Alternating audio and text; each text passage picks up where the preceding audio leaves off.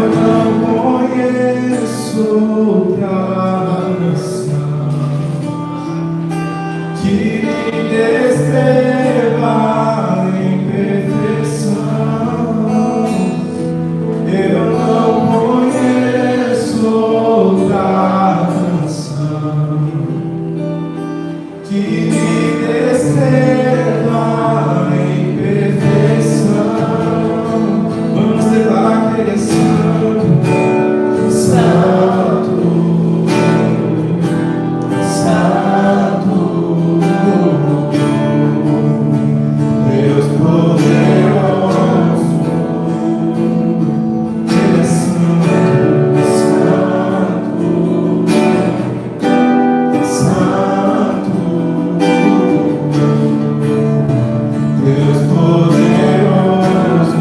eu não conheço.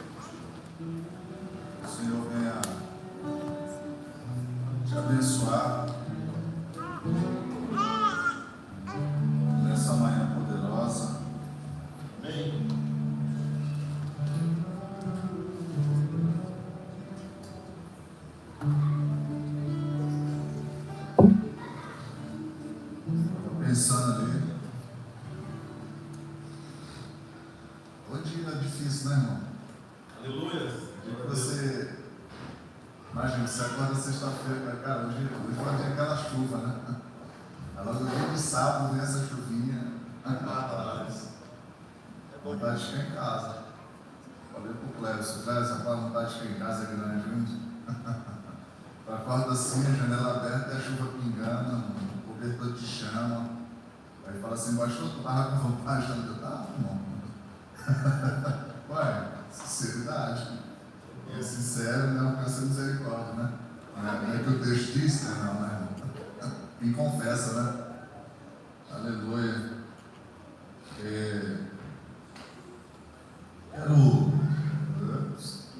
Aleluia. Você coloca aí, Ana? O senhor já colocou? Não, aqui já pode colocar. Ah, tá. No microfone.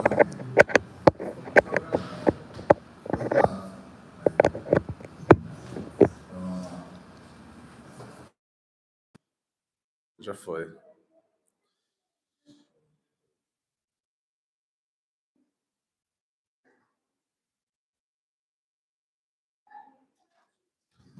Se criança quiser ir lá para cima, Deus abençoe vocês. Aleluia.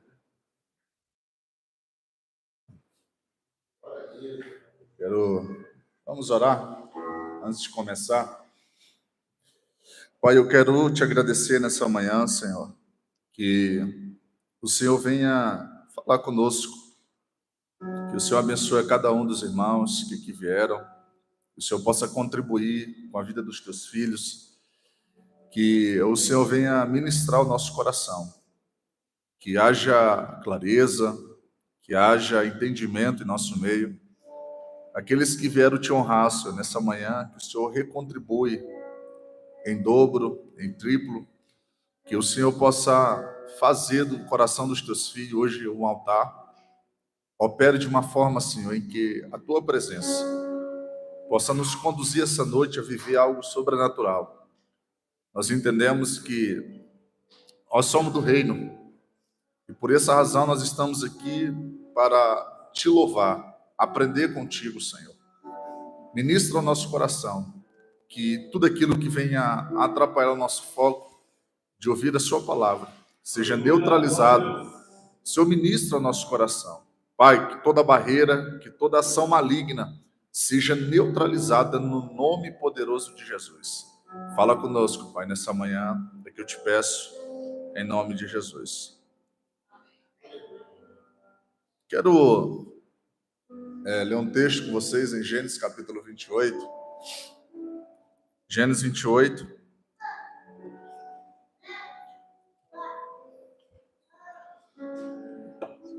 Obrigado. Pode ser. 28, versículo 11. E chegou a um lugar que passou a noite, porque o sol já era posto, e tomou uma das pedras daquele lugar e pôs um travesseiro, e deitou-se naquele lugar. E sonhou um sonho, e eis que a escada posto sobre a terra, cujo topo tocava no céu, e eis que os anjos de Deus subiam e desciam. E eis que o Senhor estava em cima dela, e disse: Eu sou Deus de Abraão, teu pai, e o Deus de Isaque. Está na terra em que estás deitado, darei a ti e a tua descendência. O texto que fizemos menção agora, quando você vai estudar sobre esse capítulo, dá esperança de muita coisa, né? Mas antes de ter esperança em sonhos, em revelações, a gente nunca olha o processo, a gente nunca vê a trajetória de Jacó. Como é que foi a vida de Jacó? A gente aprendeu pelo ato que ele fez, pela cena que ele cometeu. A gente pensa que Jacó era um malfeitor, né? trapaceiro. Mas nunca foi. Nunca foi. O problema é que o ato que ele fez, a gente acha que por isso que ele fez, no momento de fraqueza de Esaú, a gente pensa que Jacó roubou a bênção, né? Ele já antecipou, né? Ele comprou, negociou. Pronto. Já vamos para casa. Já vamos para casa, não é, João?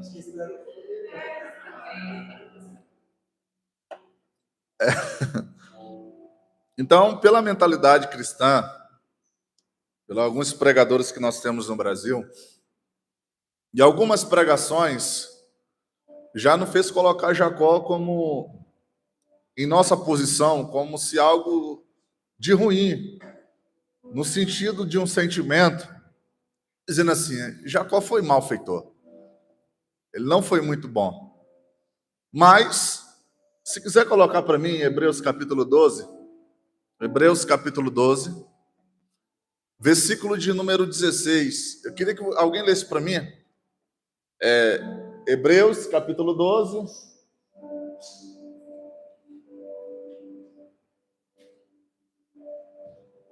É isso mesmo, 16. Alguém lê isso para mim? 12, 16. Ao microfone aí.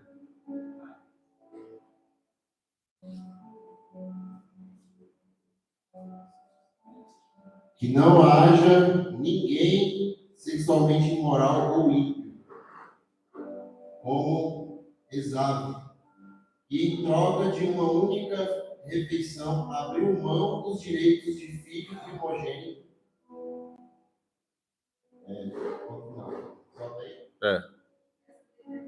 Lê essa aqui que está na tela para gente.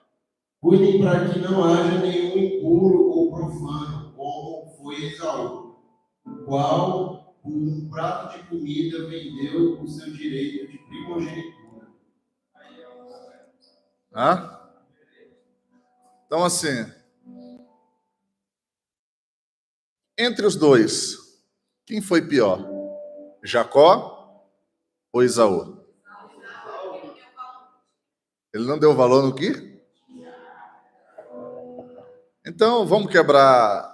Agora entra a parte teológica, né? Porque aí nossos irmãos que são teológicos vão pegar o nome de Jacó, que inclusive eu tive que anotar, para depois não ficar nenhum tipo de restrição. O que significa a raiz do nome Jacó? Aquele que agarra o calcanhar. Quando Esaú nasceu, eu não sei como é que foi esse parto, mas se você for estudar a Bíblia, diz que após Deus ter falado com Rebeca, falou assim, Rebeca, 2 nações estarão no teu ventre, né? A maior e a menor. Porém, a menor será a maior. É uma metáfora, né? Ou seja, na raiz o primeiro tem que ser o maior, não é isso? Porque 50% da parte da herança, o maior tem que receber. Então, 50% que ficava seria distribuído entre os seus irmãos. Então, de 100% de toda a herança, 50% seria para Esaú. Só que na profecia diz que o maior seria o menor. Então, no sentido dessa profecia, quando nasceu Esaú, quando o menino nasceu, a mão de Jacó estava grudada no calcanhar de Esaú. Quem nasceu primeiro? Não, os dois.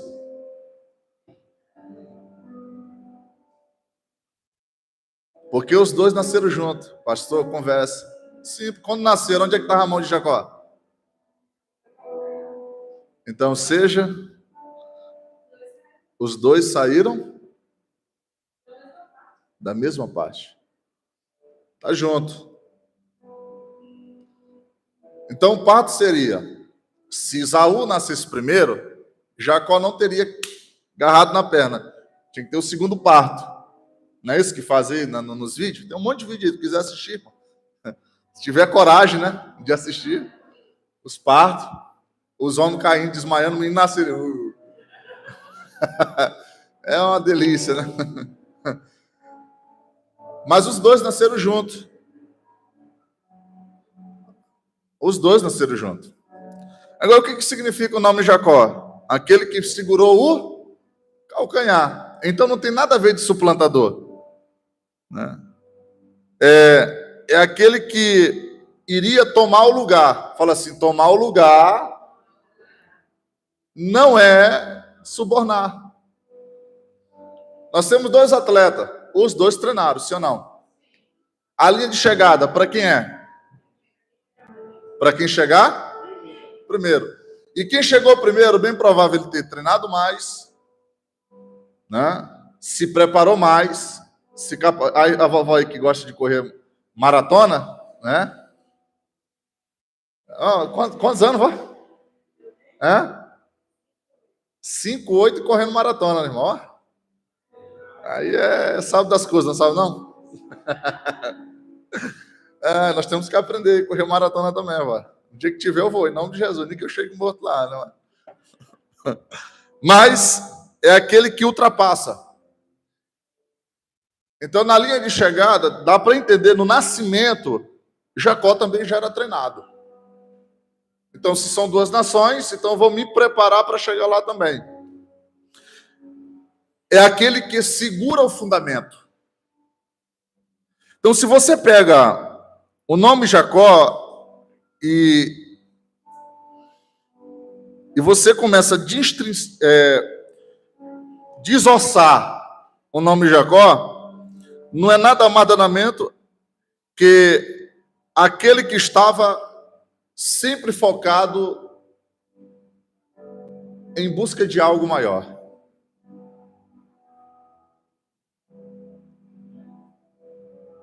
Então, desde o nascimento de Jacó, Jacó sempre estava focado em algo maior. Ou seja, já nasceu com o propósito de busca, já nasceu uma intenção no coração.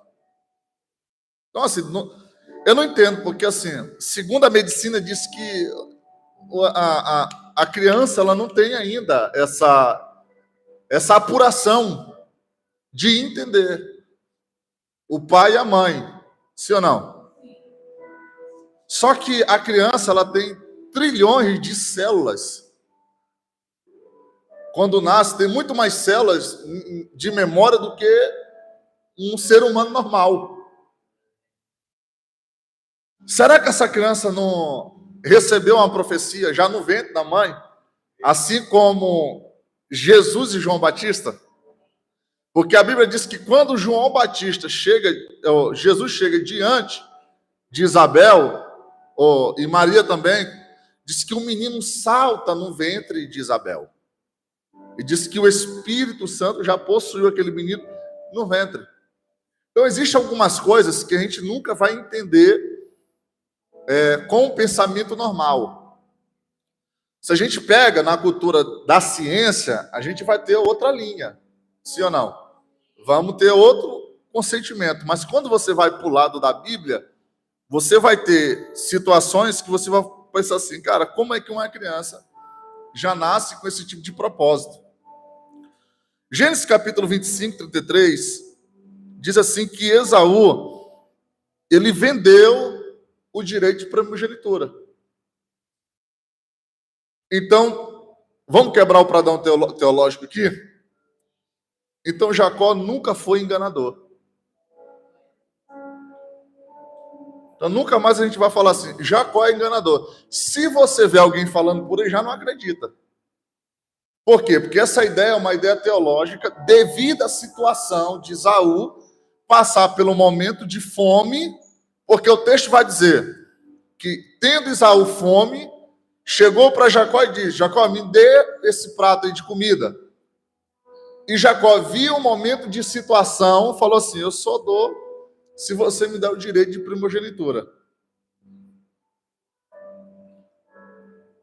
Então, cabe a mim aceitar ou não? Então, o grande erro de uma nação é pedir algo quando está com fome. Irmão, nunca, é a mesma coisa, nunca vai fazer compra com fome. Porque lá vai te dar, se principalmente for no Tatico, né?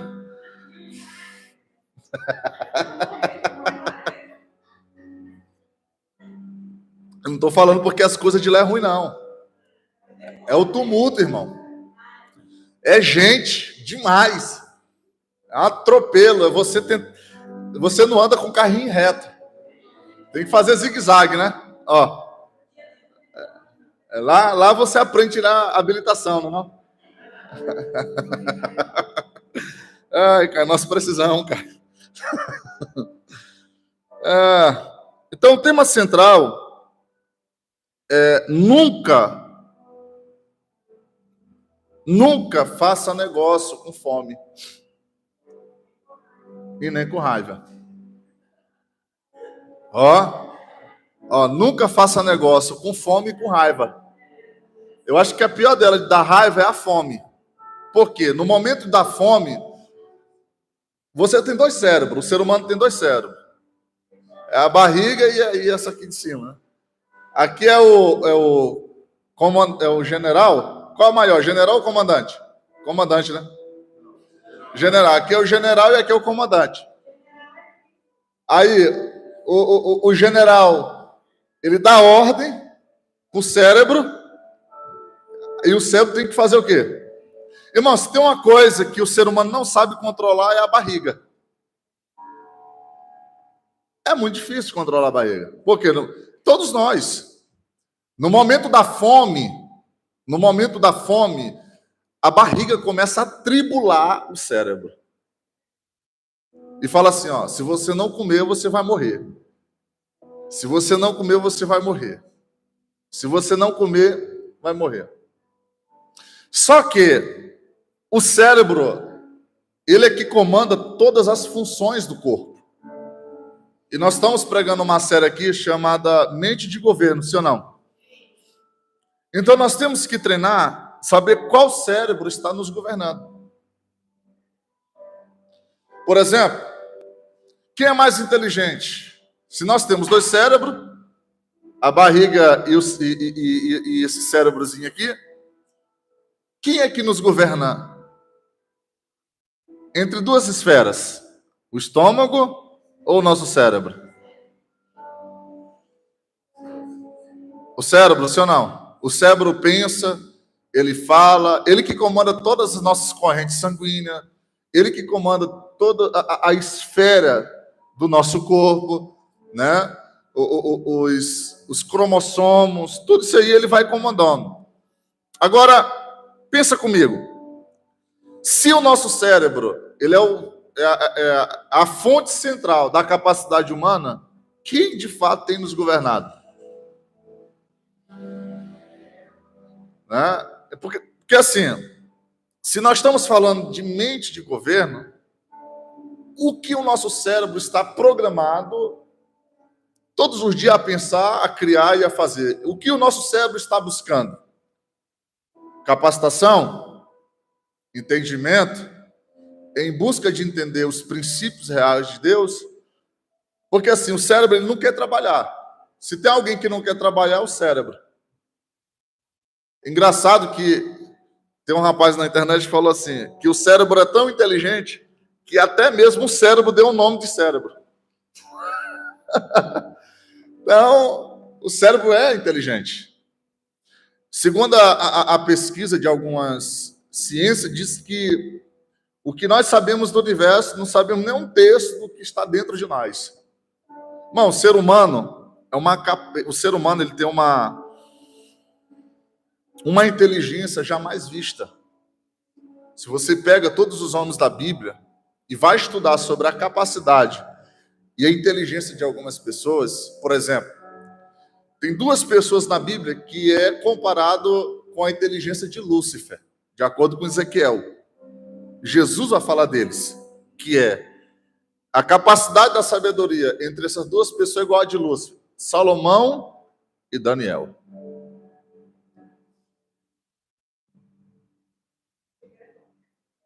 Não. E olha que Enoque... Não, deixa Enoque para lá de mão, né? Segundo a Bíblia Eutíope, que é o único seres humanos da face da Terra que ainda segue o livro de Enoque, Enoque se tornou guardiões, ou se tornou o líder de guardiões do trono de Deus. Essa aí é a especulação deles, né? Segundo o livro de Enoque, o livro mais místico, e, inclusive não foram os judeus que excluíram, isso foi o concílio de Nicéia, na época reunido alguns judeus e alguns gregos, mais ou menos 70 pessoas fizeram uma reunião e tiraram alguns livros apócrifos, inclusive o livro de Enoque, né? E acharam que esse livro, falou assim, esse livro não consegue, a gente não vai seguir ele. Por quê? Porque é um livro místico. Para quem um dia frequentou a escola de Sakai, eu falei sobre isso aqui, que Enoque viu as estações como seres espirituais. O sol, a lua, as estrelas, como o corpo celeste, que fala, que guia, que se comporta. Então, assim, a atmosfera que Enoque viu vai além dos nossos padrões normais. Então, mas mesmo assim, Jesus falou que entre o alcance de sabedoria de Lúcifer, entre os dois era Salomão e Daniel. Então, os homens eram o cara, né? Não é à toa que foram homens sábios. Daniel, mesmo sendo preso na Babilônia, ele que orientava os reis. Então, assim, quem governou a Babilônia? Todo mundo fala, foi Nabucodonosor, foi Nabonido, foi Rei Dário, né? Foi Belsazar. Não, foi Daniel. E aqui está o segredo, irmão. Na crise, aí já é uma palavra profética. Na crise, quem vai governar são os filhos da luz.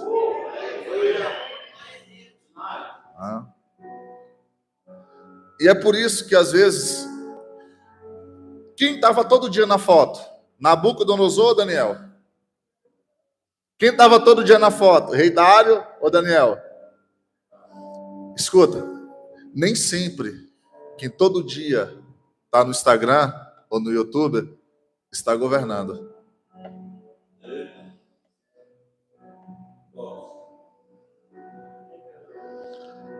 E às vezes,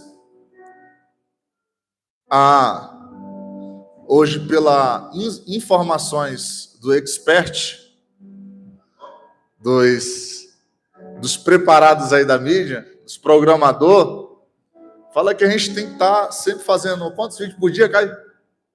Pelo menos 3. Irmão, por esse negócio que cansa. Não cansa, não dá raiva. Todo dia você tem que publicar até dar certo. Para você, assim, expandir na vida, crescer, ser reconhecido. Mas qual foi o dia? Qual foi o vídeo que Daniel gravou? Qual foi o marketing que Daniel fez? Oração. Então tem gente que é conhecido na terra. Só não é conhecido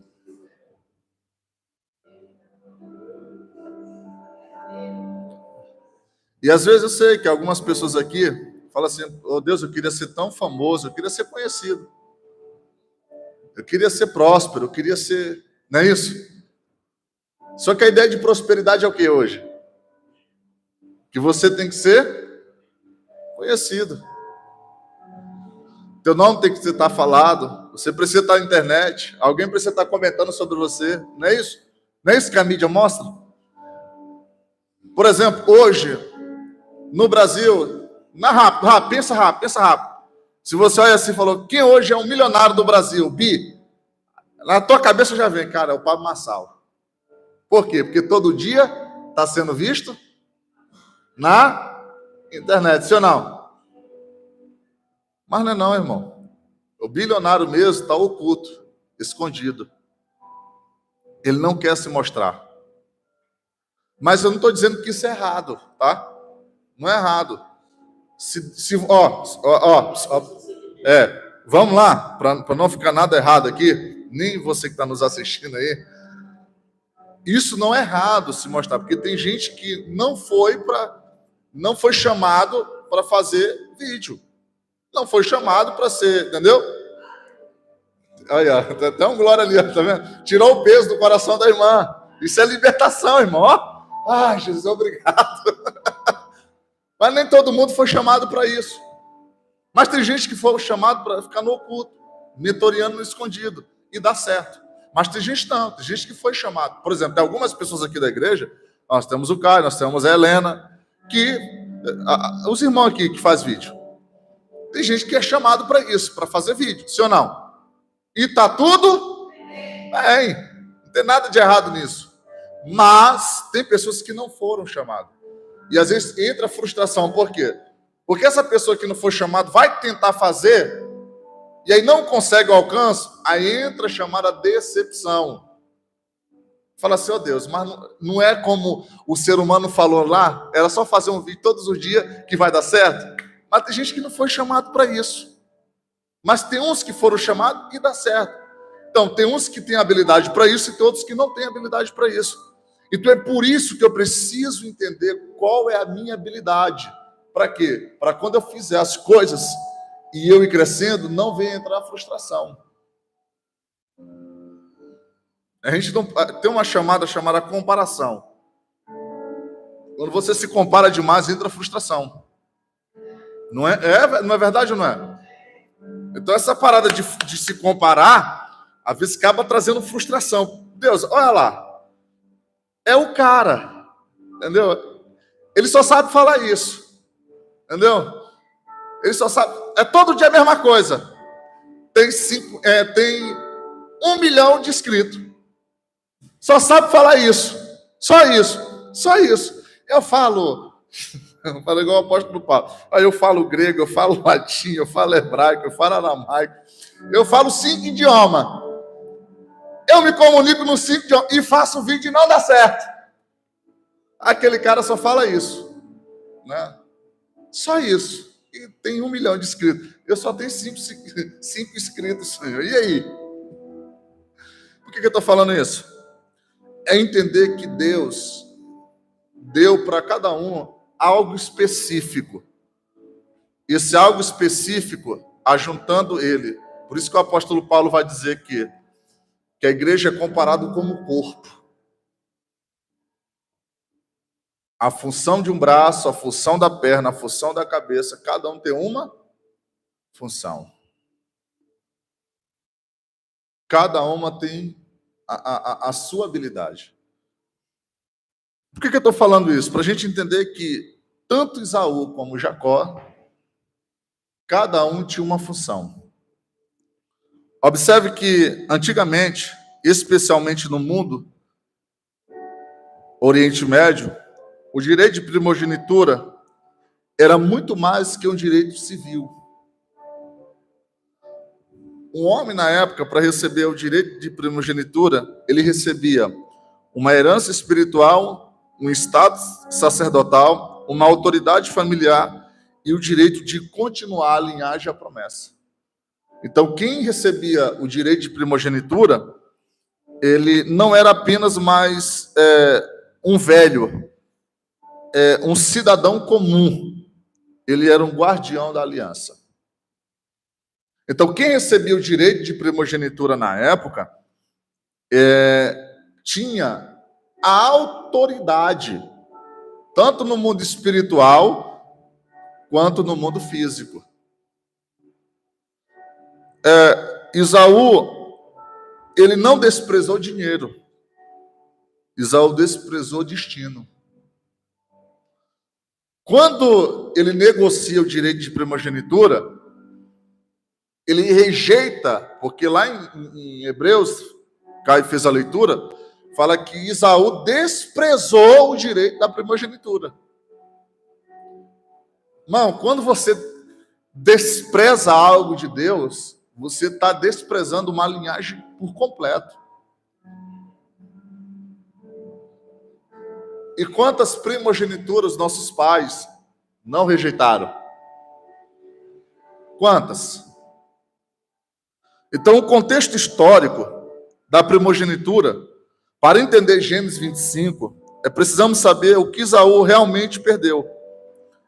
No mundo patriarcal da época, o primogênito herdava liderança espiritual da casa, recebia a bênção sacerdotal antes do sacerdote levítico, tinha porção dobrada da herança, tornava-se continuador da promessa entregue a Abraão e era visto com aquele que carregaria a linhagem messiânica.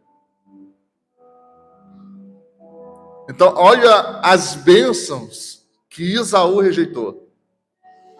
Em outras palavras, Esaú trocou a possibilidade de gerar o Messias por um prato de lentilha.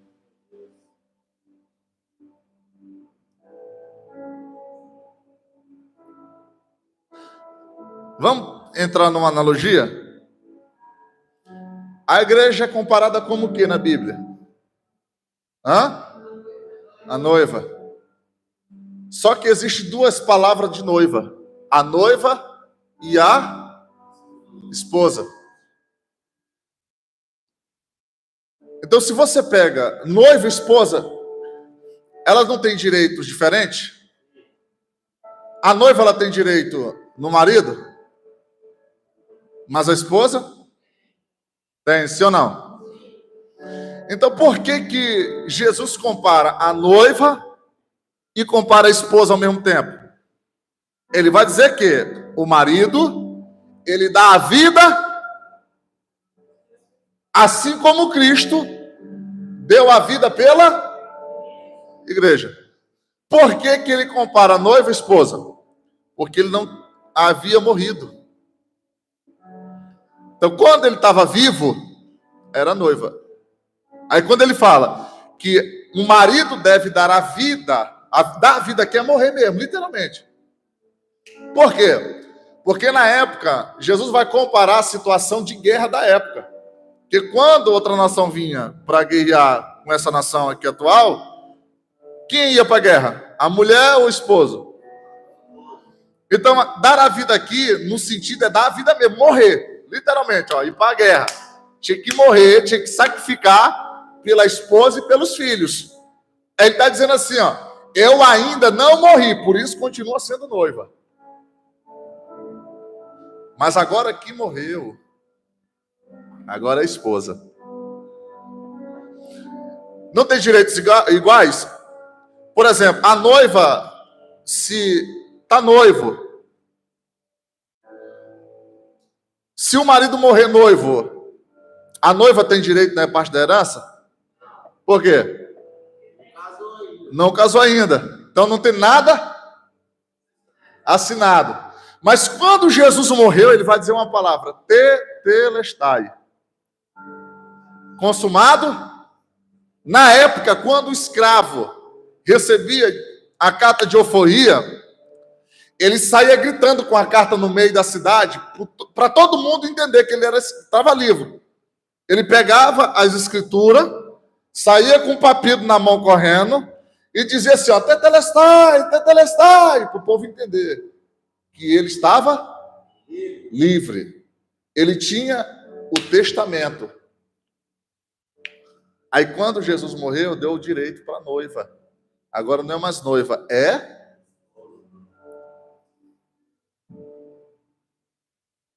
Só aqui já dá para fazer uma mensagem assim daquela, sabe? Então por que a igreja não tem essa mentalidade de esposa ainda? Isso eu falo muito simples. Por exemplo, se Jesus morreu, eu tenho direito na herança, por que a herança não está nas minhas mãos? Fala assim, comportamento. Então, da forma como sua mente pensa, aí vai dizer lá em Mateus capítulo 6. Vamos ler Mateus capítulo 6. Eu gosto desse texto. Mateus capítulo 6, versículo 16. Eu vou até abrir na minha Bíblia aqui para a gente ler isso aqui. Mateus capítulo 6, versículo, acho que é 22. Vamos lá. 22. A cadeia do corpo são os olhos. De sorte que, se os teus olhos forem bons, todo o teu corpo terá. Mas, se porém os teus olhos foram maus, o teu corpo será tenebroso. Se, portanto, a luz que em ti são trevas, quão grandes serão trevas. Ninguém pode servir dois senhores, porque um vai odiar outro e você vai amar mais do que o outro. Ou se dedicará a um e desprezará o outro. Não podemos servir Deus ou... Vamos destrinchar esse texto para o final? Então, qual a ideia aqui? Se os teus olhos foram bons, teu corpo será bom, sim ou não? Então, por que fala dos olhos? Aqui não está falando de pensamento, aqui está falando de mentalidade. É mentalidade. Então, se a tua mentalidade não exercer a bondade, o teu corpo nunca será bom. E se a luz que há em ti, eu não sei como é que é isso que Jesus falou, porque para mim treva é escuridão. Sim ou não? Mas ele falou, se a luz que há em ti são trevas, que luz é essa? A palavra luz do hebraico significa or, que quer dizer sabedoria. Então, luz é sabedoria. Então, se a gente pegar, se teus olhos focar nas trevas, assim o teu corpo será tenebroso. A luz que é em ti são trevas. O que são comparadas às trevas? Quais são as ideias comparadas às trevas? Falta de conhecimento, sem sabedoria, pecado. Não vou destrinchar ele, mas vamos para Gálatas, capítulo de número 5. Se você for pegar lá as expressões da carne, o que vai dizer quais são os frutos da carne? Soberba, ignorância, né? Fornicação, maledicência, tudo isso são conhecimento, só que de um lado ruim. Então Jesus em Deuteronômio, Deus vai dizer em Deuteronômio, eu propus a vocês dois caminhos, da bênção e maldição. Aí, irmão, Deus é tão Deus que ele fala assim, no meu coração, se eu fosse vocês, eu escolheria a bênção. Mas o povo preferiu escolher a maldição. Então, mentalidade é algo que a gente precisa trabalhar. A mente, todo dia ela precisa exercer conhecimento, porque senão ela vai atrofiar. Observe, nós crentes, porque a Bíblia fala que a gente é crente, irmão, só não é a parada do crente e o evangélico são dois, né? São totalmente diferentes. Crente é o que crê. O evangélico é da vibe, né? É os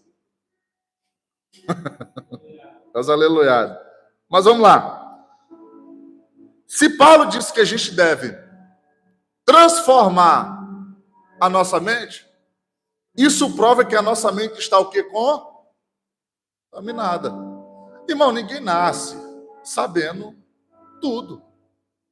Jesus, que foi Jesus ia para a escola judaica, Jesus aprendia a Torá, Jesus teve que aprender a ler, sabia disso? Teve que aprender a ler, irmão. Porque lá em Filipenses vai dizer assim, e mesmo sendo Deus, não teve usurpação de ser igual a Deus. Ele falou assim, eu vou tirar todos os meus direitos de deuses, deixar na eternidade, e vou descer como homem. Tem que aprender a falar, tem que aprender a ler, tem que aprender as leis da sociedade. Então, Jesus desenvolveu a mente do reino. Se Jesus, que é Jesus, teve que desenvolver a mentalidade do reino, isso prova que a gente também tem que desenvolver. Agora, não se frustre, irmão. Por quê? Porque quando se trata de mentalidade, entra um nível de frustração. Pergunta por quê? Porque em um lugar não pode governar dois reinos. Em um lugar, em um espaço geográfico, não tem como colocar dois reis. Por quê? Porque cada rei, ele desenvolve uma mentalidade diferente. Cada um tem um comportamento de governar. Aí, observe, nós brasileiros, que já temos essa hierarquia de uma paternidade falida, que isso é Brasil, irmão. O Brasil é isso. Isso rege no Brasil. Então, quando a gente não tem aquela cultura que um pai ensina, instrui e deve ensinar da forma correta, a gente se frustra. Porque quando chega a certa idade, parece que, em vez de melhorar, piora. Por quê? Porque a nossa mentalidade não funciona. Porque a gente não teve uma referência. É por isso que Jesus sempre dizia assim, ó. Sempre Jesus falava que o Deus que estava lá em cima era o pai dele. Ele falava, eu não vim fazer a minha vontade, eu vim fazer a vontade do meu. Então, qual é a orientação de uma mentalidade de governo? A instrução de um pai. Agora entenda. Por exemplo, eu nasci em praticamente um berço órfão. Por quê? Porque meu pai era novo. Quando ele teve relação com a minha mãe, ele tinha idade de 15 anos de idade, né? Minha mãe tinha 17. Então, era um novo. Agora, imagina, uma criança de 15 anos de idade tem mentalidade de criar uma criança? Não tem. Por quê? Não tem essa maturidade. Ele não tem esse tipo de governo. Ele não aprendeu com o pai. Aí, no dia que minha mãe pediu uma lata de leite para um jovem de 15 anos de idade, ele fugiu, foi embora. Eu fui ver depois meu pai com 18 anos de idade. Eu com 18. Eu com 18. Ou seja, foram 18 anos sem ter a instrução de um pai. Então, imagine que uma mãe solo que tem agora um filho e não tem nenhum pai para instruir, não tem nenhuma referência de paternidade para treinar essa criança. Como é que essa criança vai nascer? Frustrada. Agora imagine essa criança indo para a escola, o pai deixando a criança na escola, chegando lá de carro, a mãe chegando debaixo de chuva, sem guarda-chuva, deixando o filho. O filho, olha agora, o garoto saindo de um carro, de uma Mercedes prata, olhando aquilo ali, qual o nível de frustração dessa criança? Enorme, sim ou não? Aí fala assim, não, pastor, isso está errado. Não, é reflexo. Ela vai olhar e falar assim, eu queria aquela vida. Mas eu não tenho nenhum. Aí nasce com nível de frustração, sim ou não? Então, a igreja sofre isso. Por quê? É muito simples. Eu vou pregar esse exemplo que eu acabei de dar, se tratando da noiva que não tem direito e a esposa que tem direito. Por que a gente não acessa essas bênçãos? Porque a gente sente como os filhos frustrados.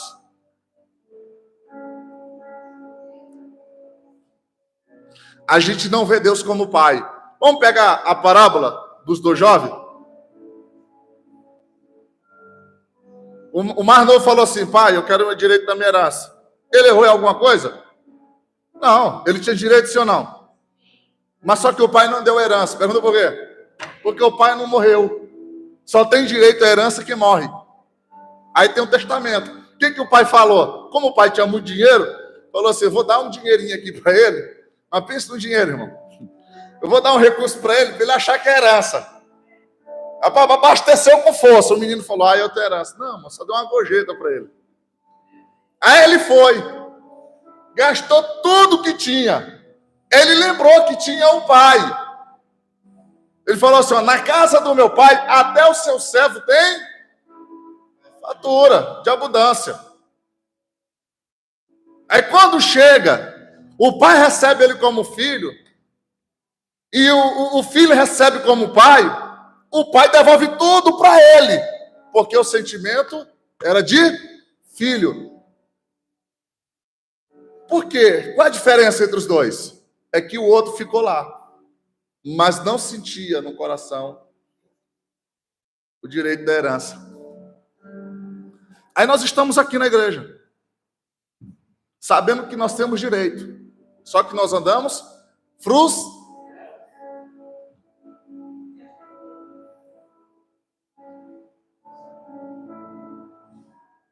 Ô, libertação, hein? Aí chega um cara cheio de tatuagem, com as argolas aqui, com a língua cortada, igual a Andresa.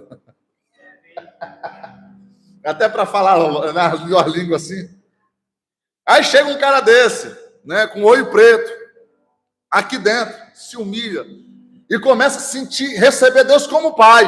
Aí ele começa a acessar algumas coisas. O cara que está aqui há muito tempo fala assim: não, está errado. Como é que pode? Eu estou aqui há muito tempo, o Senhor nunca me ofereceu um cabrito. Amado, hoje é libertação. Sabe qual é a nossa diferença para quem vem de fora há pouco tempo e recebe tudo? É porque quando ele chega, ele se joga e diz: Deus, eu te recebo como pai. E nós temos dificuldade. Pergunta por quê? É o que a religião faz.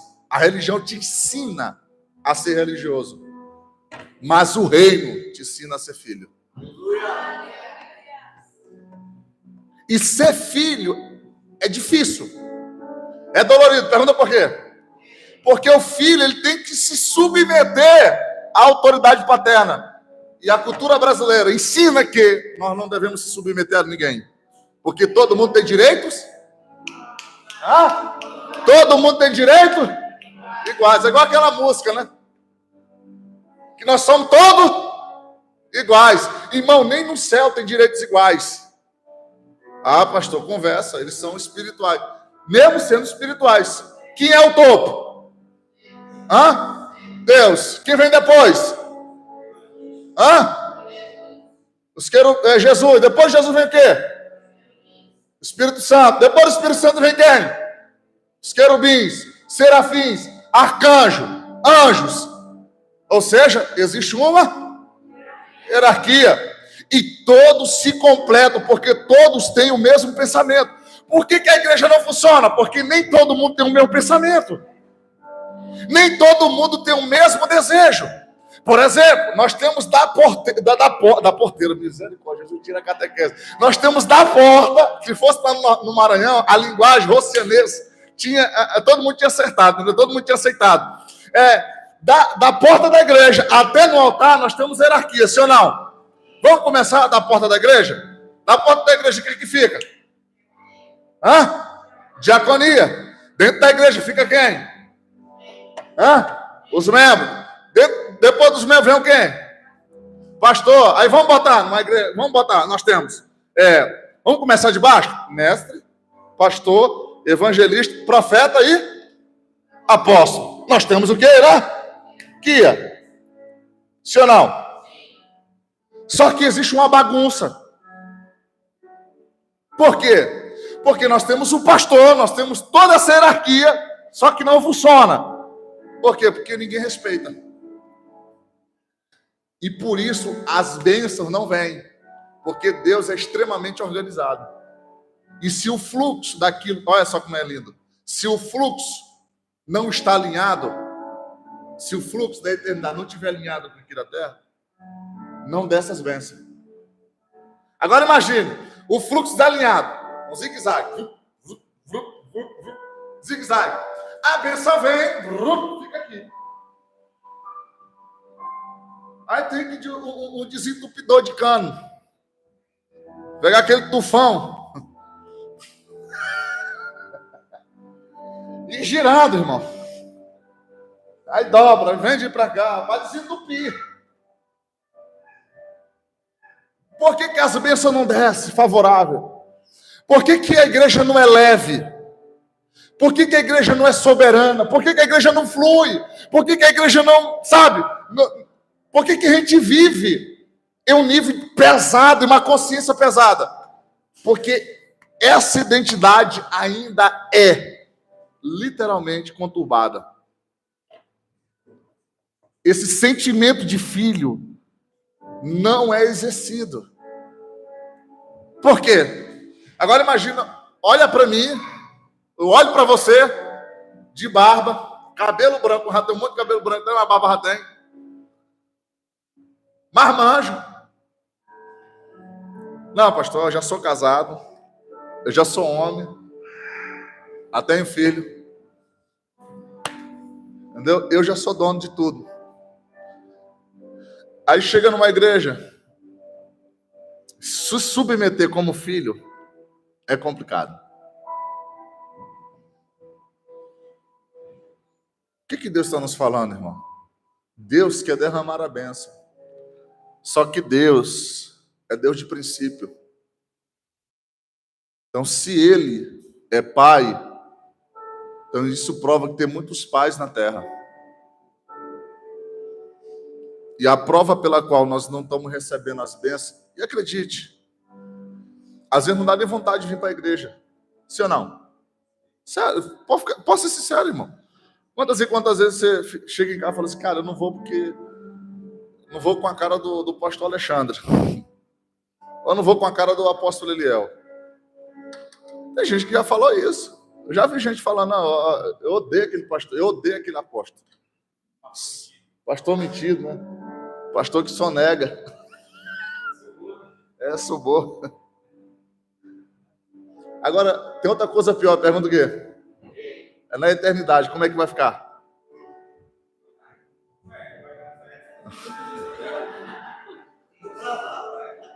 Como é que vai ser lá na eternidade? Bom, se a Bíblia fala que a gente não pode ter dois reinos, como é que vai ser isso? Me explica, irmão. Lá no céu. Será que Deus vai ter que dividir o céu? Ó, desse lado à esquerda, desse lado à direita. Se for assim, irmão, não precisa nem ir para o céu. Nós já temos na terra. Né? Nós temos um povo da direita, nós temos um povo da esquerda. Sim ou não? É só dividir, irmão. É muito simples. Da esquerda vai para o Nordeste e da direita vai tudo para o Sul.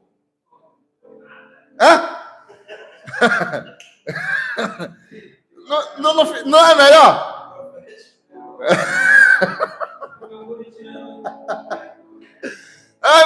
Pensa comigo. Aí, por exemplo, da direita, escuta, da direita diz que o céu é dele. Sim ou não? Da esquerda também. Da esquerda também. Então, não tem, irmão. A dualidade aqui é complexa. A igreja vive assim. Por exemplo, se você pega um pastor assembleiano, eles dizem com o pé junto que é a igreja Assembleia de Deus que vai para o céu. Sim ou não? Eu vou te falar, explico. Eu já falei isso.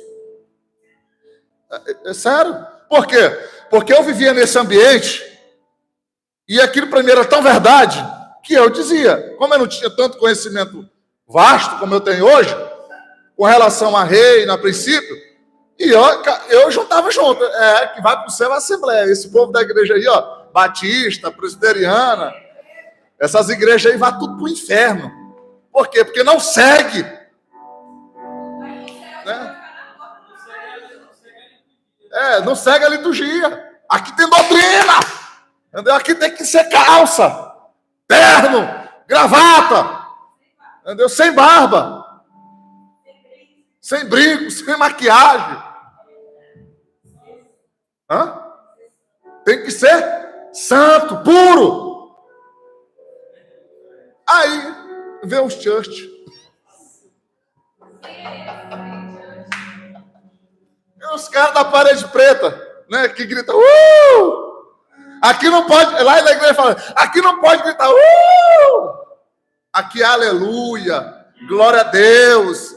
Já na igreja, just não, Jesus, entendeu? Yeshua, entendeu? Aleluia, é o inglês, misturado com português. Aqui é assim. Aí nós temos a dualidade, criamos um ecossistema. uns acreditam que vão para o céu, outros acreditam que também vão. Quem está certo? Aí se nós chega para o muçulmano, lá é Alá. Aí se chega para os judeus, lá é quem? Yahvé. Lá é Adonai. Né? Lá é Adonai.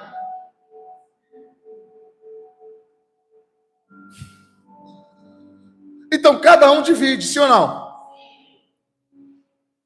Quem está certo? Quem está certo, irmão?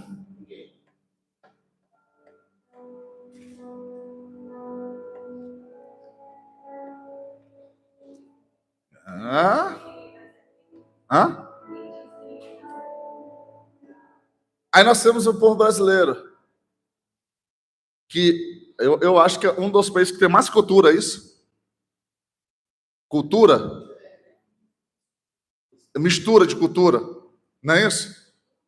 Um dos. Agora imagine pegar um monte de cultura que tem, por exemplo, o Rio de Janeiro, que fala Xana, né? A paz. Aí nós temos o povo do sul lá, que fala puxando mais pro R, né? Bar, né? Esse negocinho. Vai, tchê, né? Nós temos o maranhense, que tanto o R quanto o S é a mesma coisa, a mistura, né? O maranhense é esquisito, irmão. O paraense que copiou o carioca, é uma mistura. É igual a ideia do paraense, que fala com... né? Ele chegou para o comerciante, me dá 1 quilo de arroz, me dá mais 1 quilo de arroz, aí chegou, me dá mais 2 quilos de arroz. Ele falou, por que tu não falou 4? Porque o 4 não fala chiano.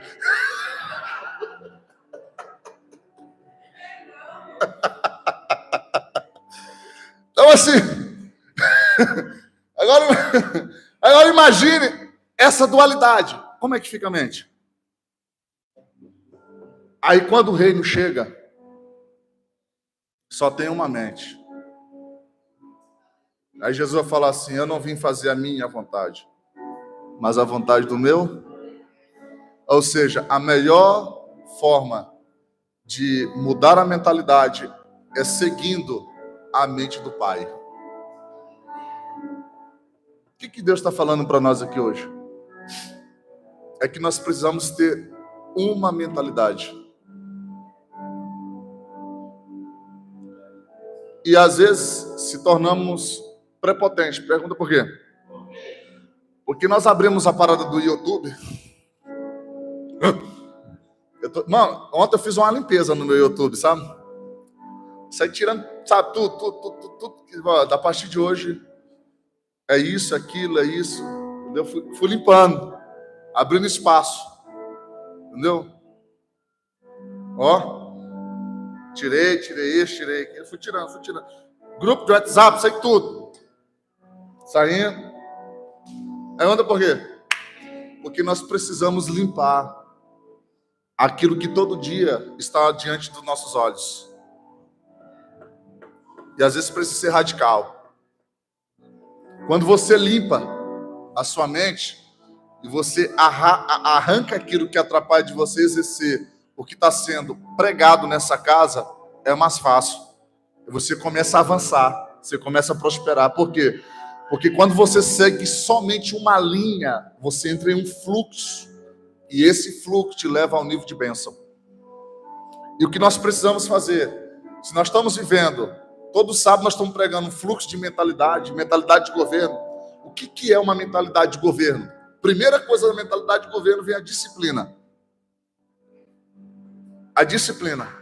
Esse dia eu estava sentado em casa, fui entregar o jejum, ali umas 8, 7 horas mais ou menos, fazendo a comida. E aí o Espírito Santo falou assim, bota 2 colherzinhas de arroz. Bota 2 colherzinhas de arroz, bota 1 pedacinho de frango, 4 pedacinhos de tomate, 2 pedacinhos de pepino, uma folhinha só de alface e meia colher de feijão. Rapaz, me deu uma raiva, irmão. Imagina, você 24 horas de jejum. Me deu uma raiva. E eu sentado, botei o prato aqui e falei, Deus, obrigado, Senhor, por a refeição, eu te agradeço. Eu consagro a Ti o meu jejum, Senhor, eu entrego ao Senhor por isso, por aquilo, por aquilo, por aquilo, por aquilo, por aquilo, por aquilo, por aquilo. Beleza. Quando eu fui botar a colher na boca, o Espírito Santo assim, não é assim que se come. Eu falei, cadê? Por que não? Eu falei, cadê o garfo e a faca? Com colher, irmão. Maranhense, irmão, maranhense é uma colher, irmão. Pergunta por quê? Porque quando ele enche, já vem com força, entendeu? Não vaza. Não fica, entendeu? No garfo fica. Já chega e joga assim igual uma pá, né? Quando pega vai logo de uma vez. Aí o Espírito Santo falou assim, calma, vou te ensinar aqui. Disciplina. Até para você colocar a quantidade de comida na boca, tem que ter disciplina. Rapaz, mano, e aquilo foi me disciplinar, ele come devagar. Mas demorou, viu? E aí a lágrima começou a descer dos meus olhos, eu sozinho em casa. Aí Deus falou assim, isso é reino. Ele falou, qual foi o sabor da comida? Ele falou, foi excelente. E às vezes, Deus derrama a bênção na nossa vida e a gente quer comer tudo de uma vez.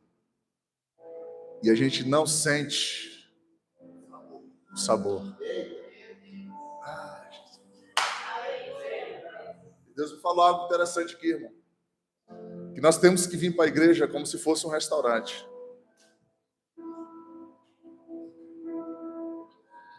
Sentir o sabor da comida. O sabor da presença.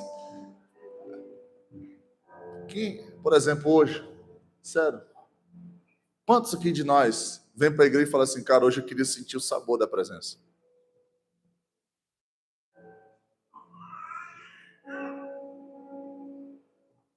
Quem deve ter vontade de sentir o sabor da presença, irmão?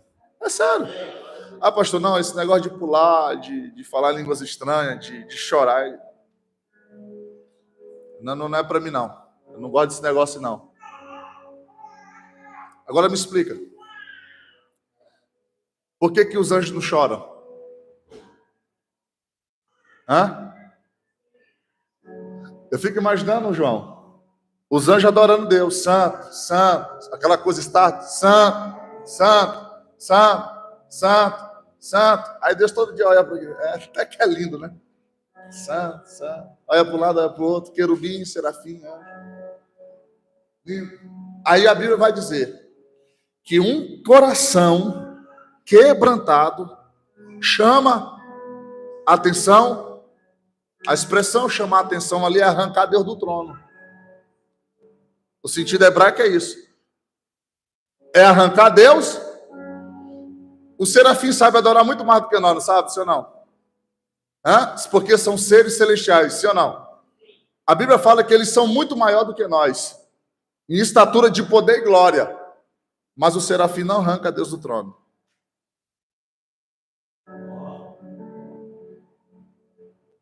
Agora, quando ele olha alguém, um coração quebrantado, lá em Salmo diz que quando Deus quer ver os céus, ele se inclina. Não para cima, para baixo. Tem ideia disso? Você tem ideia disso? Ele se inclina para quê? Aí Davi vai dizer: quem tem um coração é quebrantado, arranca Deus do trono. Eita. E Deus vai diante de um camarada, escuta, pecador, fala mal de todo mundo, fofoqueiro, mentiroso, não dá dízimo direito, não primicia, não dá oferta, mas quando ele se quebranta, arranca Deus do trono. Porque a adoração é diferente. Acredite, quando você se quebranta diante de Deus, nem a potestade, nem o principado, nem o cosmo, nem as estrelas, nem o sol, nem a lua, nem o presidente, nem o Joe Biden, nem o Trump, nem o Lula, Nem Alexandre de Moraes tem poder de segurar quando ele se movimenta nos céus. Você está aqui comigo ou não? Tem uma unção aqui, irmão. Tem uma unção aqui. Eu estou sentindo Deus aqui hoje. Às vezes a gente vê Deus, a gente quer sentir Deus naquela expressão, do grito. Mas tem dia que Deus quer vir e nos mostrar uma essência diferente de um pai. Um pai que cuida. Um pai que ama. Um pai que é generoso. Nosso escudo precisa ser melhor. Nós temos que ter desejo de vir para cá, não com uma amargura no coração, mas vir para cá e sentir nessa casa medo, no sentido bom. Porque, irmão, acredite você ou não, aqui nesse lugar pode acontecer coisas que você jamais pode imaginar. Lembra como você era quando chegou aqui em desespero? Todo cheio de trauma, tribulado. A Iana aqui, ó. Não tinha nem vontade de falar com ninguém, irmão. Aí Deus vem, descasca a laranja, casa a pessoa,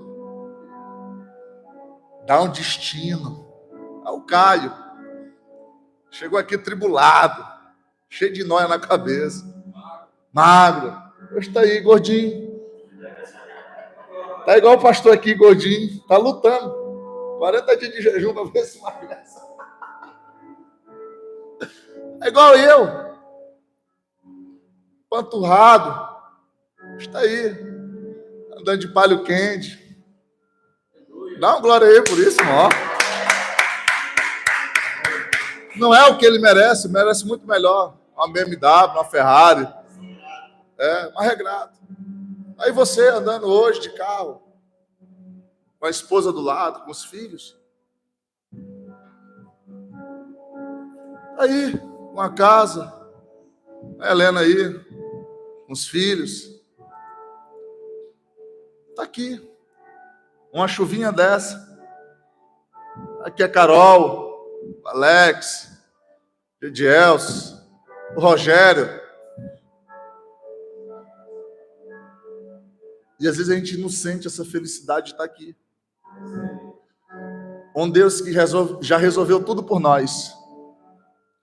Um Deus que já abriu porta.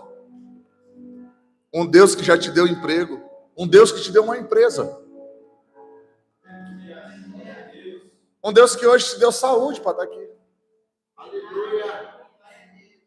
Você poderia acordar com sei lá. Você poderia acordar hoje e daqui a pouco não sentir mais o teu corpo paralisou. Do nada. Por quê? Do nada você vai no médico e o médico dá um diagnóstico lá e fala assim, tu tem 5 dias de vida. Você foi acometido de um câncer, o câncer está tão agravado que... Imagine isso acontecer contigo. Aí você acorda de manhã, cheio de saúde, cheio de energia, cheio de vida. Olha para um lado, olha para o outro. Tem comida na geladeira. Ontem, por incrível que pareça, estou encerrando. Por incrível que pareça, ontem estava lá em casa e daqui a pouco bate alguém no portão. Ô, senhor, tudo bem? Foi tudo. Feliz, alegre, com um carrinho, umas enxadas. Falei, é o seguinte, eu vi aqui que tem um capim aqui. E eu agoniado, eu tava passando negócio ruim aí. Tava ruim ontem, não sei porquê. E aí, ele chega e bate. Ô, senhor, tudo bem? Tudo. Desculpa por incomodar vocês, sei que vocês estão aí, mas eu vi que tem um capim aqui, eu estou trabalhando agora. E eu vi na chuva, né? E agradecendo Deus pela chuva. Eu estou trabalhando aqui, eu vi o capim aqui, tem como tu... Não sei, qualquer coisa que você me dê, mas eu vou cortar aqui o capim. né? Mas consegui me abençoar bem. Eu falei, cara, pode cortar aí. Aí quando eu fechei a porta, mamãe, quando eu fechei a porta, veio um vento assim em cima de mim, falou assim, não foi assim que eu te ensinei. Eu levei um anjo para você cuidar. Aí na hora, irmão, eu já catei o dinheiro que tinha,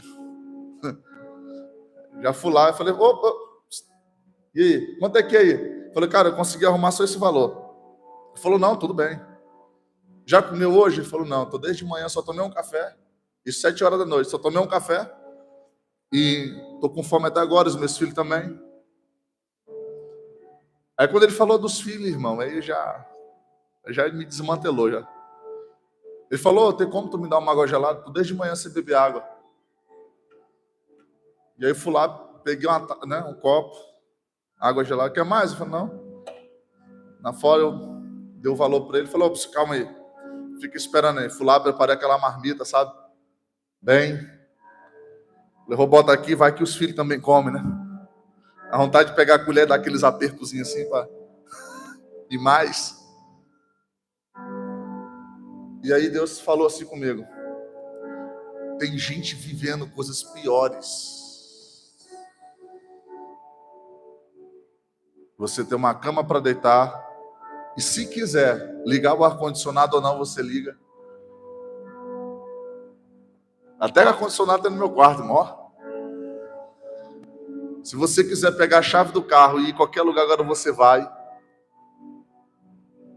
Se você olhar para a geladeira, você escolher a comida que você comer, você tem lá. E outra coisa, se você quiser comprar uma comida agora, eu te dei dinheiro para isso. E mesmo assim você está reclamando.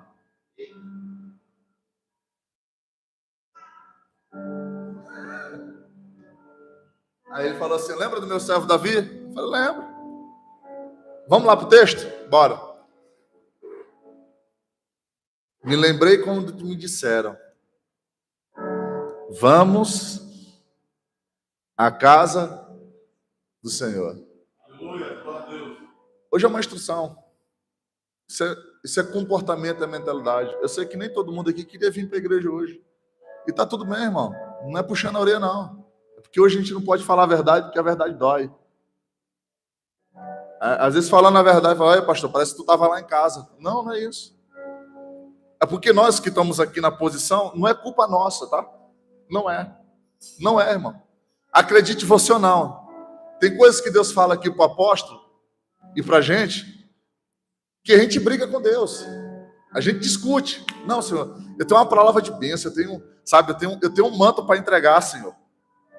Eu quero, entendeu? Hoje eu quero, voar. Aí Deus falou assim, eu quero falar no sentimento dos meus filhos. Quem aqui, sério, irmão? Quem aqui não tem mais vontade de falar em línguas estranhas? Quem aqui não tem mais vontade de orar? Quem aqui não tem mais vontade de jejuar, de ler a Bíblia? Essa semana mesmo, qual foi o versículo que te marcou? Qual foi o texto da Bíblia que foi como uma faca no seu coração? Quantas vezes você acorda de manhã e não ajoelha para orar? Aí Deus, acredita ou não, o Espírito Santo te incomoda. Às vezes você acorda de madrugada, o Espírito Santo fala assim, vamos falar, vem falar comigo. Aí você, eu quero deitar para dormir. Eu estou tão magoado com a minha vida, Senhor, por quê? Porque eu não tenho o salário que eu quero, eu não tenho o carro que eu quero. Eu não tenho, Senhor, a empresa que eu quero. Eu não tenho, Senhor, eu queria tanto isso. E Deus quer te dar. Sabe disso ou não? Deus não já te mostrou o que você vai ter? Deus não já te mostrou o lugar que você vai chegar? Deus já não te mostrou o sucesso que você vai ter? Por que pressa? Alguém uma vez entrevistou aquele The Chosen? E ele falou uma parada que gravou comigo. Alguém perguntou assim para ele, se você hoje tivesse um momento com Jesus, o que você falaria para ele? Era muito simples. Como sair da tua presença?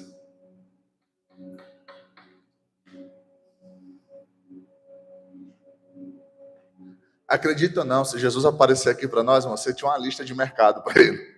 Senhor, resolva isso: aluguel, casa, carro, filho.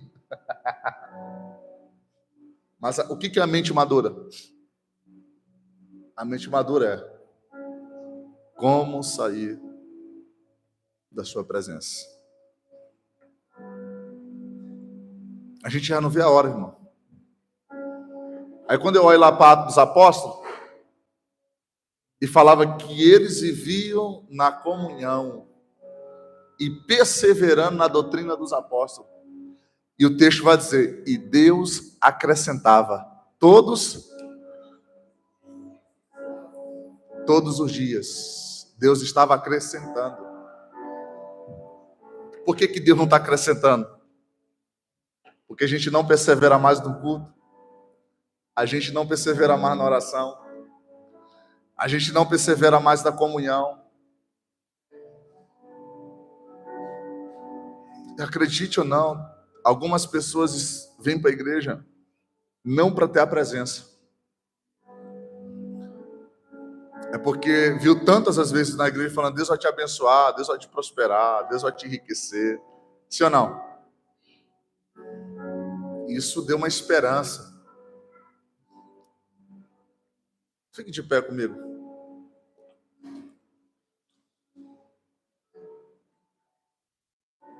Aleluia. Por que eu estou falando isso? Mudar a nossa mentalidade.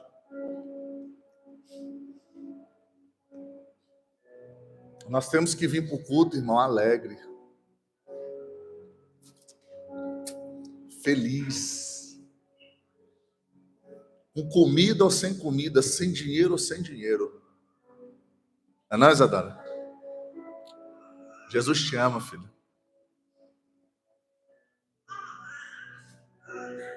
Jesus te ama.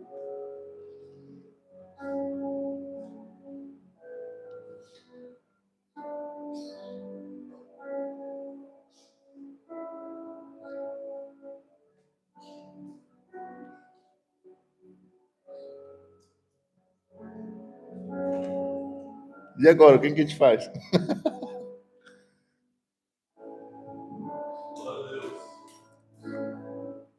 Qual foi a alegria de você acordar de manhã e falar assim, cara, eu vou ligar para fulano de tal, porque hoje ele tem uma palavra para receber. E a gente não liga. Se eu falo por mim.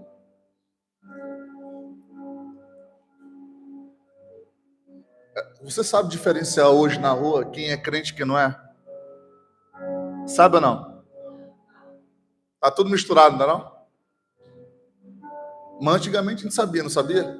Porque tinha um padrão de vestimento. A gente sabia aquela do coque, aquilo é crente.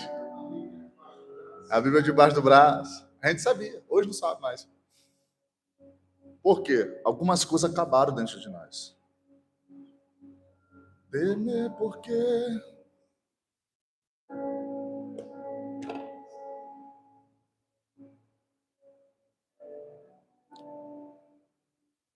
feche seus olhos.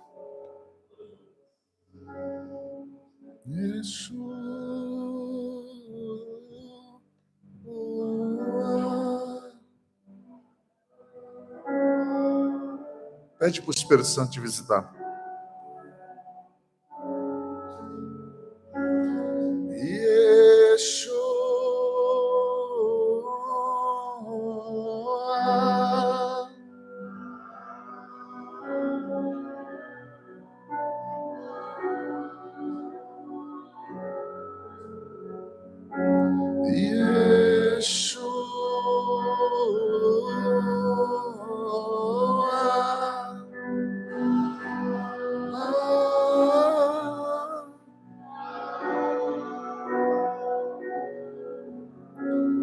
Meu amado é o mais belo entre milhares.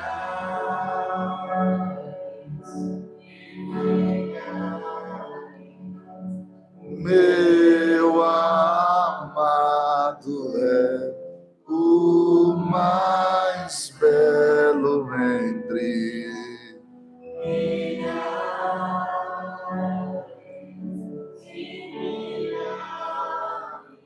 Yeshua. Yeshua.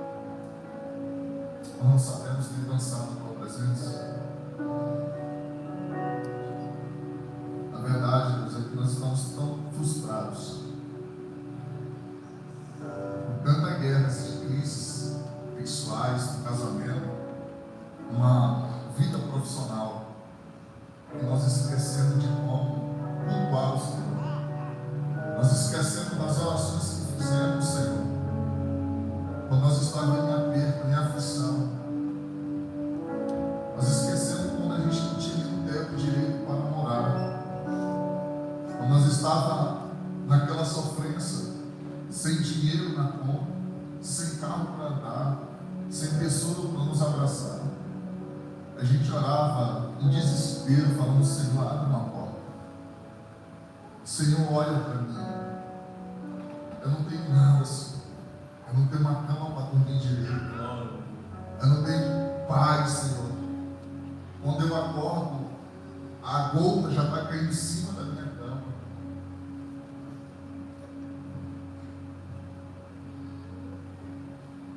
Eu não tinha, Senhor, nada. Eu não tinha nada. Mas o Senhor me deu. O Senhor hoje me deu tudo. O Senhor que me deu. Espírito Santo, desça hoje que o Senhor faz uma visita no nosso coração. Relembra tudo que a gente passou, Senhor, para chegar até aqui hoje. Relembra tudo que a gente viveu para chegar até aqui hoje.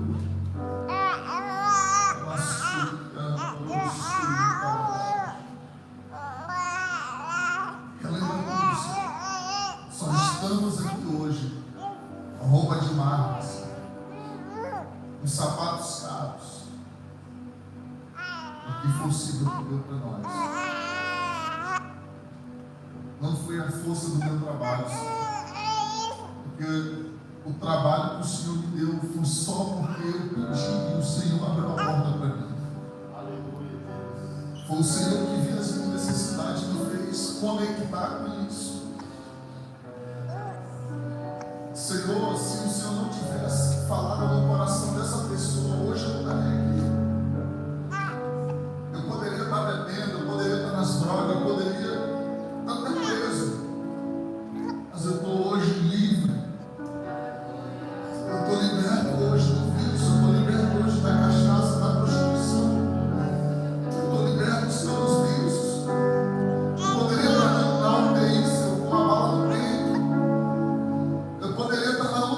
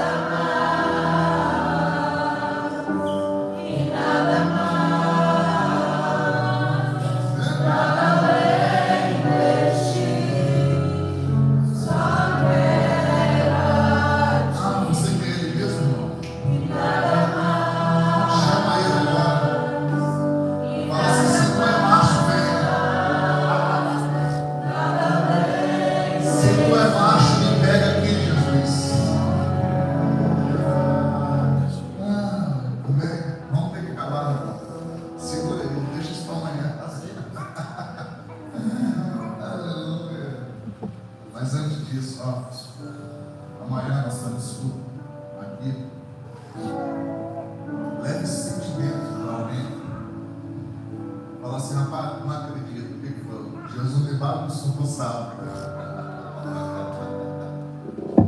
Jesus me bagunçou, não é nós, amado? Deus abençoe o negócio. Eu falei que Deus te ama, Ele te ama de verdade. Não sei porquê, mas Ele te ama. Você não sabe onde Deus vai te levar, né? Glória a Deus. Quando Deus começa a bagunçar com a gente desde criança, é assim mesmo. Hoje está assim. Mas eu já senti que você já tem pelo menos um degrauzinho, sabe? Eu vi o Espírito Santo te pegando assim, te colocando numa cadeira e falando assim: filho, eu vou te ensinar coisas que nenhuma pessoa nessa terra já recebeu. Aleluia. Meu ministério vai ser diferente de todos. Você vai ganhar gente para Jesus de todo modelo. Você tem um ministério evangelístico. Veio uma unção evangelística em forma angelical vindo sobre o seu coração. Mas nesse meio do caminho havia tanta coisa assim, diferente. Havia tanta crise, tanto pensamento diferente. Não deu porquê. Ó, esse apelo que está aí dentro é Deus te chamando para a presença. Essa vontade de chorar aí é Deus apertando o teu coração assim. Eu quero fazer ele pulsar diferente. Ele capeta de vez em quando. Eu queria que a doutora Duda, dá um abraço nela lá. Só um abraço. É desse jeito que vai ser no ministério evangelístico. Você vai abraçar gente ruim, gente atribulada. Hoje eu vou pegar. Aleluia. Glória a Deus. Hoje eu vou te bagunçar, irmão. Vai haver uma cura no seu interior. Sim, Jesus, vai haver uma cura. Aleluia. Eu creio nisso. Pai, eu apresento as ofertas, os dízimos dos teus filhos, semeadora. Que haja, Senhor, eu sei que isso aqui tem provocado, Senhor. Eu sei que muitos aqui não estão vivendo a vida financeira que queriam. É porque nós estamos se preocupando mais com o recurso do que com a tua presença. Transforma esse sentimento, Senhor.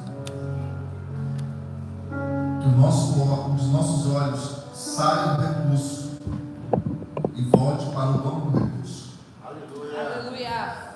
E que o Senhor venha prosperar os teus filhos. E tudo aquilo, Senhor, está travado. Através desse ato de amor. E até Senhor, eu sei que alguns ofertaram por apego, porque só tinha isso. Só tinha esse recurso. Talvez seria para comprar uma comida ou algo do tipo. Mas o Senhor retribui em dobro, em tudo. O Senhor não deve a ninguém. Se nós viver 1000 anos, ainda se tornaremos devedores. E eu te peço, retribua os teus filhos, em nome de Jesus. Amém? Salve de palmas, Jesus. Quero agradecer a todos que estão aí no YouTube nos assistindo. Que Deus abençoe. Lembrando, amanhã, às 18 horas, nós estaremos aqui. Você é o nosso convidado, você quer nos visitar nessa igreja, em Baixada da Velha. Amanhã nós estaremos aqui, com louvor e adoração ao Senhor. Amém? Amém. Deus abençoe. Senhor, abençoe cada um, meu Pai, que assistiu essa live e que está assistindo. Que o Senhor venha prosperar, guardar todos e seja curado. Quem precisar de uma cura, em nome de Jesus, seja curado agora, no nome poderoso de Jesus.